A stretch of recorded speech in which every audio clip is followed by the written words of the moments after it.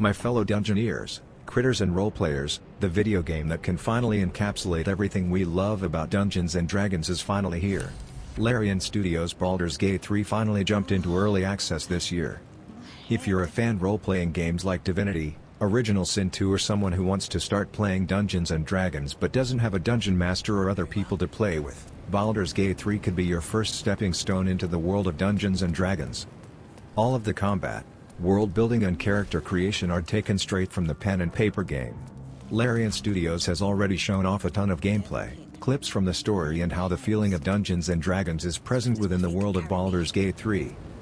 Baldur's Gate 3, the Dungeons & Dragons connection. The big difference between Divinity and Baldur's Gate is that the latter is actually based on Dungeons & Dragons. What does that mean?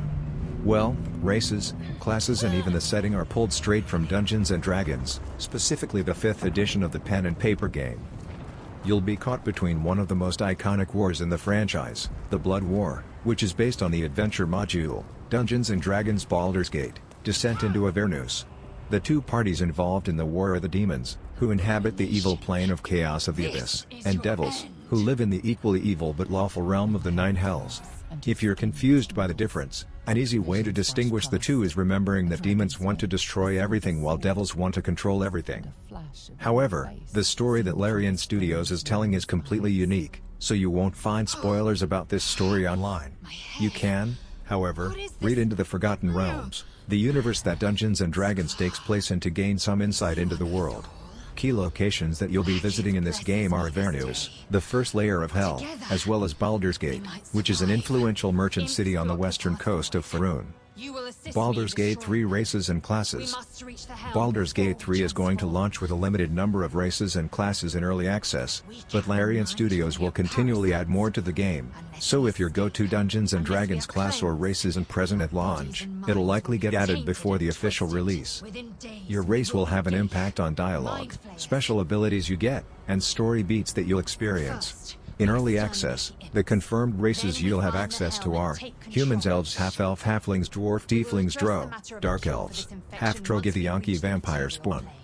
While the number of classes is also limited, Larian Studios stated that in the full release of Baldur's Gate 3, players will be able to roll any class from the Dungeons & Dragons 5th edition rule set, which is great because I want my sorcerer, damn it.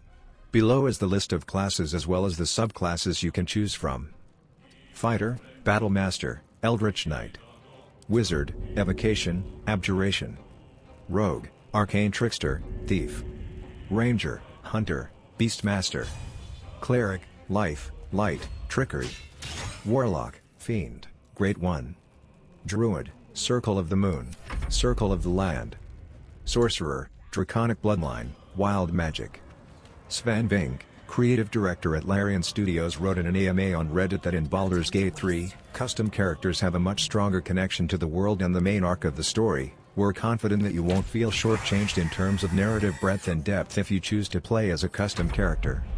When we say there are serious consequences to your choices, we really mean it. As you move through your adventure, you'll discover quest lines and stories that relate directly to the character you're role-playing, and the things that you've done, he added. Baldur's Gate 3 gameplay. Baldur's Gate 3 is a third-person/isometric RPG that's very similar to the likes of Divinity, Original Sin 2. Like any RPG, there will be deep conversations with diverse dialogue options, but this game's combat will revolve around a turn-based rule set. You'll take control of a party of 4 heroes, one of which will be your own custom character, and the others will be party members you'll find out in the world. If you're playing online, you can queue up with up to 3 other players with their own unique character. Like Dungeons & Dragons, how well you perform actions or pull off risky dialogue choices will be determined by the roll of the dice. For those who are unfamiliar with how Dungeons & Dragons works, your character will have modifiers depending on what they specialize in, so how well you do isn't entirely reliant on luck, as you can become an expert in certain skill sets. Depending on the character you play, you can cast spells, fling daggers or go chop with a giant greatsword, all from a tactical top-down viewpoint. It's very much a strategy game when it comes to combat, but thanks to the creativity of Dungeons & Dragons as well as Larian Studios' Divinity 4.0 engine, there is still a lot of freedom to explore and experiment with different things around you. According to Vink, We'll stay true to our roots, so we'll give players lots of systems and lots of agency to use these systems and try to accomplish what you need to on your personal adventure and your party's adventure. That's not going to change, that's the core of what we're doing. But then there will be an interpretation of D&D, because if you port the core rules, we tried it, to a video game, it doesn't work. When you're outside of combat, you'll be able to initiate a turn-based mode if you want to do something clever and careful outside of combat, such as preparing ambushes or sneaking around in the dark. Verdict.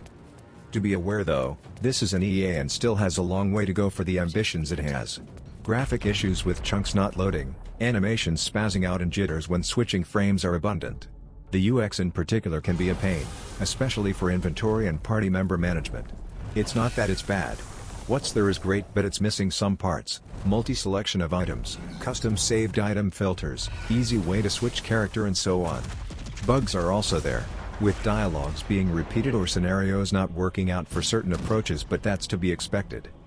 Congratulations to Larian Studios for this pearl, and I hope it reaches its full potential.